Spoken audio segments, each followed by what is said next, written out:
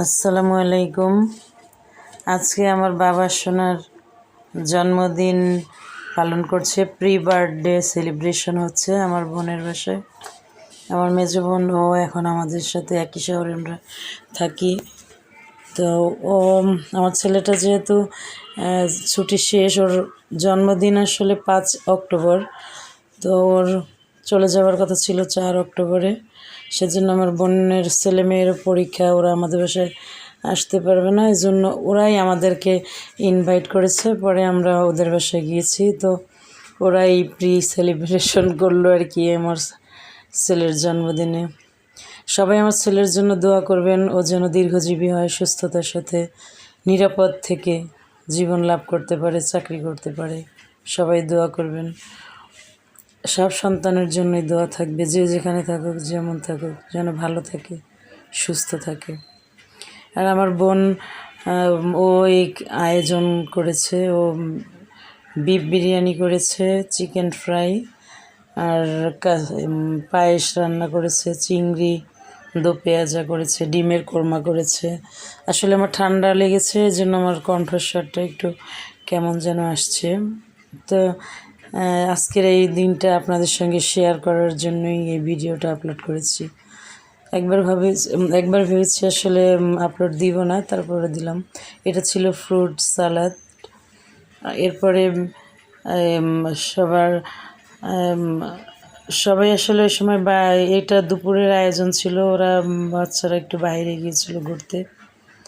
আর এখন আমি ওর রান্নাঘরে রান্না দেখতে আসলাম যে ও কি রান্না করতেছে। জন্য পাতিলগুলো আপনাদেরকেও দেখাচ্ছি, শেয়ার করছি যে কি। এটা হচ্ছে বিফ বিরিয়ানি। সে এত বেশি পরিমাণে রান্না করেছে যে আমরা আমাদের ছিল যে আমরা গিয়ে শুধু দুপুরের খাবার খেয়ে বাসায় চলে আসব। সেখানে আমরা 3 দিন ছিলাম ওদের বাসায়, এরপরে বাসায় এসেছি। এটা হচ্ছে হালিম। এটা বিকালের নাস্তার জন্য ও আগে রান্না করে রাখছে। এটা হচ্ছে হালিম রান্না হচ্ছিল আর কি। আসলে পৃথিবীতে ভাই বোনের সম্পর্কের উপরে মনে হয় কোনো সম্পর্ক হয় না। আমরা 4 ভাই বোন, আমরা চেষ্টা করি সবসময় সবার সুখে দুঃখে পাশে থাকতে। আমরা একে অপরকে জীবন দিয়ে হলেও রক্ষা করার চেষ্টা করব বা করি। আসলে জীবনে চলার পথে আপনার রক্তের সম্পর্কের মানুষগুলোই সব সব মানুষদের সঙ্গেই আসলে আমাদেরকে মিলেমিশে থাকতে হবে, চলতে হবে। তারপরে রক্তের সম্পর্কের সাথে কিন্তু কোনো তুলনা হয় না। সবাই চেষ্টা করবেন আপন আত্মীয় স্বজন, ভাই বোন, নিজের ছেলে মেয়ে, এদের সবার সাথে সুসম্পর্ক বজায় রাখতে। এটা শুধু লোক দেখানো না, মন থেকে ভালোবাসবেন, ভালোবাসতে চেষ্টা করবেন।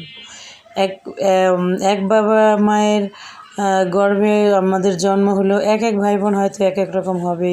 তারপরে ওটাকে মানিয়ে নিয়ে তাদেরকে বুঝিয়ে এটা আমি সবার জন্য বলছি, সেভাবেই আমাদের আসলে থাকা উচিত।